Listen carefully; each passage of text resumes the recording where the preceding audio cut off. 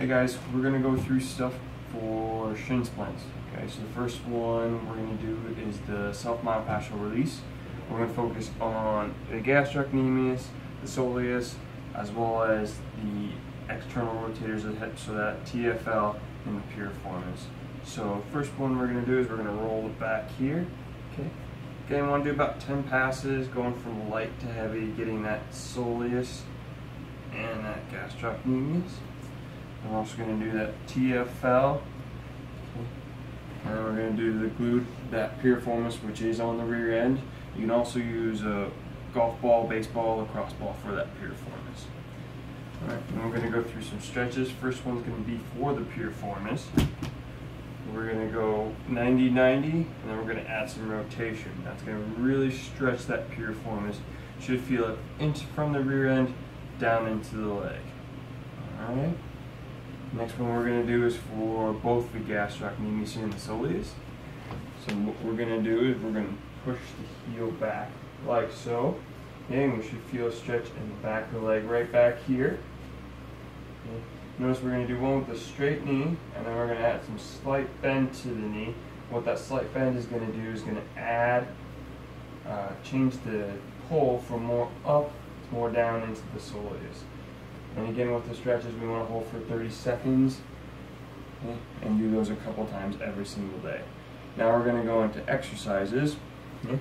So the first one we're going to do is to try and get some strength in that tibialis anterior. So what we're going to do is we're going to raise the foot up and go down to a count of 5. 1, 2, 3, 4, 5. All right. I usually start without any kind of resistance, and then we can add a resistance band around here, going up to try and strengthen that tibialis anterior in the front. All right.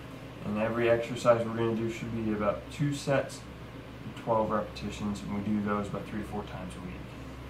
Next one we're going to do is to strengthen the hips up, and what that will help us do is to help keep the feet from going pronation. So we're going to go on the ground, laying on your side. We're going to work on that glute med back here. Okay, so we're going to keep the heels together, keep the legs together. What we want to try and do is keep this hip in, push the heels together, and raise the knee up just like that, rotating. You should feel that back here in the rear end. What this is going to do is it's going to strengthen that glute med, okay, prevent that hip from externally rotating. Okay, and again, 2 sets of 12 repetitions. The last one we're going to do is more functional exercise to try and prevent those shin splints. What we're going to do is we're actually just going to walk on our heels. We're going to raise the toes up off the ground, and we're just going to walk on the heels. Okay, and you're going to do this over a lot of period of time. I usually recommend people doing it for about a minute at a time. What that's really going to do is help strengthen those tibialis anterior while getting the heels used to that shock absorption. All right.